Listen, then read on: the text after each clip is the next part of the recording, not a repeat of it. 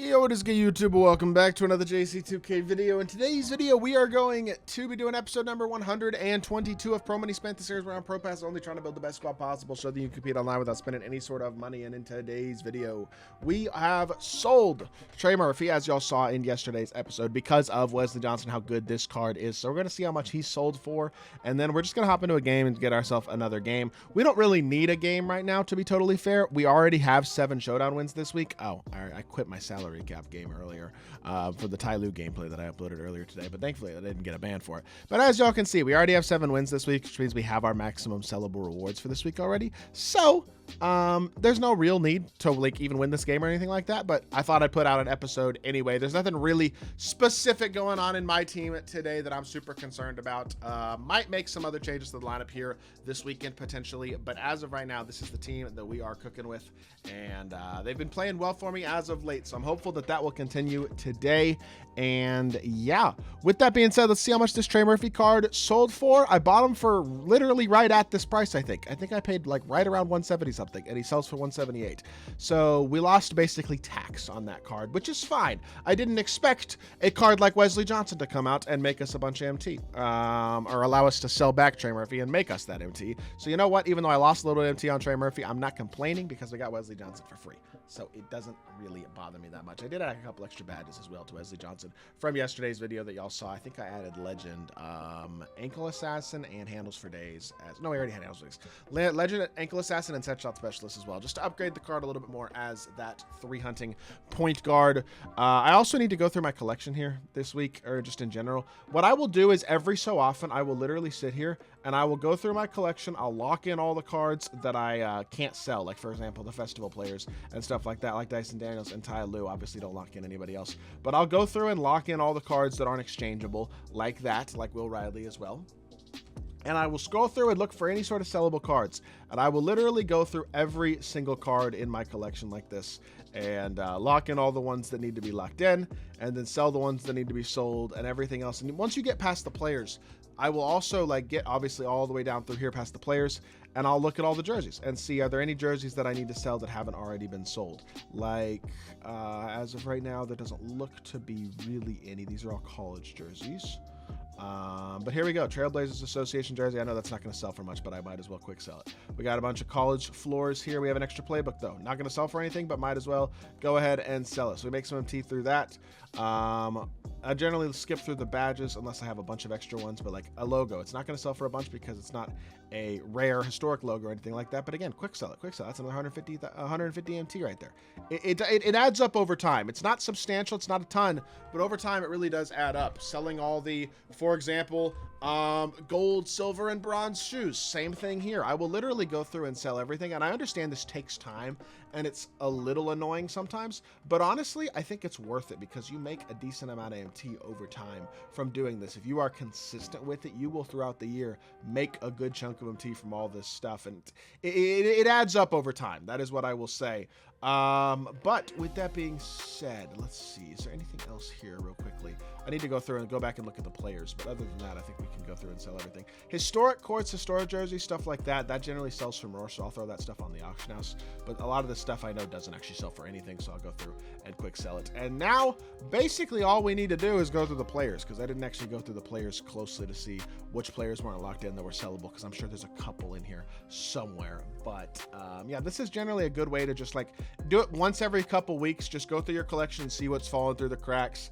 Also, the reason I lock in cards that like I'm not going to exchange or that can't be exchanged or things like that is because every 100 cards you get 10,000 MT, and like I know it's not a ton, but I'm at 556 cards. At some point over the next month or two, I'll probably get to 600 cards and it'll get me an extra 10,000 MT. It's not a ton, and I understand all this type of stuff doesn't really mean a lot, but when you're a no money spent or a pro money spent player, stuff like this can legitimately add up over time if you are consistent with it, because you never know how much MT you're leaving in your collection until you actually go through and do something like this. I do think I did this not that long ago though, so I don't think I actually have that much right now sitting in my collection. I should really wait to do this until after, like maybe tomorrow, after I get my Showdown rewards. But regardless, we're basically done now anyway. So I'm just going to go through and see if there's anything else that I may have missed here.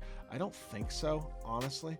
Because I think I did this like earlier this week, or I guess last weekend after I got my Showdown awards. So I don't think there's a ton missing here, but I just thought I'd make sure and talk about this as well, because this episode doesn't have as much of like a specific intentional goal to it as a lot of the Pro Money Spent episodes have. So it looks like I did a good job. I didn't really miss much. So there we go. This is the collection, nice and cleared out. I made 1,000 MT from that. It may not be a lot, but over time it adds up. Let's hop into a Showdown game, and let's see if we can get ourselves one last win this week. And let's see if we can get it done. Speaking of Wesley Johnson, our opponent's got him as well. He's also got Joakim Noah, Scotty Barnes, LeBron, and Shaq.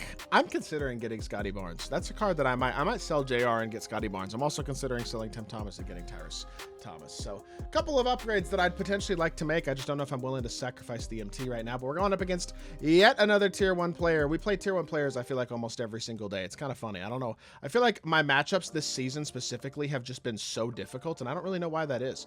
But this guy's a good player. You can tell already just by that first defensive possession that he knows what he's doing, and that this is probably going to be another relatively difficult game. Jack Sigma has struggled defensively for me, so would be nice to see a bounce back game from him. I shouldn't have jumped. That was my fault. I was actually in decent defensive position there, and I jumped at nothing, so that's kind of on me. But let's get right into this game here. Come off of the screen. Be patient. Be patient. The screen didn't hit. Okay, I got a wide open 3. I didn't mean to do that, but he just happened to get stuck with Scotty Barnes. We'll take it, and we get ourselves a bucket. X-switch this screen. Good defense. Click on and contest. We'll X-switch this as well, and he just quick slips the screen. A really nice quick slip there. Darko can't get over in time to contest, even with the weird layup animation that he just got, and it's a 4-3 game. It's going to be a difficult one, man. That has kind of been the case as of late in general, though, and I feel like we've won a bunch of games that I expected to be difficult games. So, I mean, it could be a lot worse, you know what I mean? Like, it could be definitely a worse team than this. It's still a team that's better than ours, but not as much, and that is a horrible shot. That feels like an accidental shot. Like, that's such a bad shot that I have a hard time believing he actually intended to shoot that. Take your Statty Duck, Dyson Daniels. Good bucket there. And we are starting to find our groove. And I give up wide open 3 in transition. He missed. Let's go. W. We take those. Push the floor in transition here. Find Dyson on the hash. Catch and shoot. Green, Bane, Dyson Daniels. We're up 10-4. Great start to this game thus far. Is that a quit? He quit in 2 minutes. Tier 1 player. I mean, you missed a wide open 3. This guy was actually decent too. It seemed like I low-key thought he was like a pretty decent player.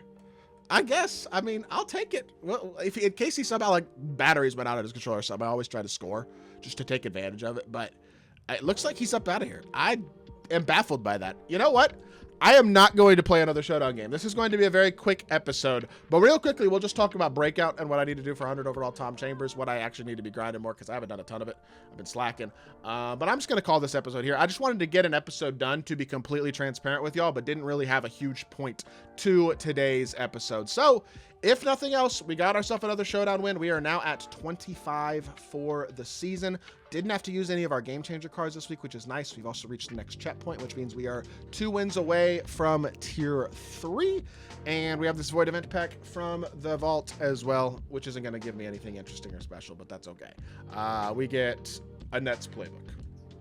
That does nothing for me. I'll just go ahead and quick sell that now, actually, while I'm thinking about it. Boom. Moving on, we have completed some sort of challenge. We got a little bit of MT. Play a multiplayer game, 1,000 MT. Beautiful. I have been working on Breakout a little bit. Need to work on it here even a little bit more. But I have this power warp here to our second warp board. I got my first warp board completed already, but we need to get to this second warp board so we need 12 more Breakout pieces. So I'm not gonna lie, I do not want to buy VC. We need to grind here a bit over the next couple of weeks, because I only have 1 mode completion and I only have 2 more weeks in the season. Have not gotten 100 overall Tom Chambers yet. I need to get 12 more Breakout event pieces, so I think I'll take advantage and hopefully do a little bit of grinding today to get these done, and then we'll need 10 more for that final mode completion piece, which will allow us to get 100 overall Tom Chambers to replace the Galaxy Opal version in our lineup. But this is what the team is looking like right now. I know this is a short episode, but at least it's an episode. I hope y'all did enjoy today's video. If you did, make sure you hit that like button, leave a comment, and subscribe. I'll be back with more 2K content very, very soon, and I appreciate y'all. Peace.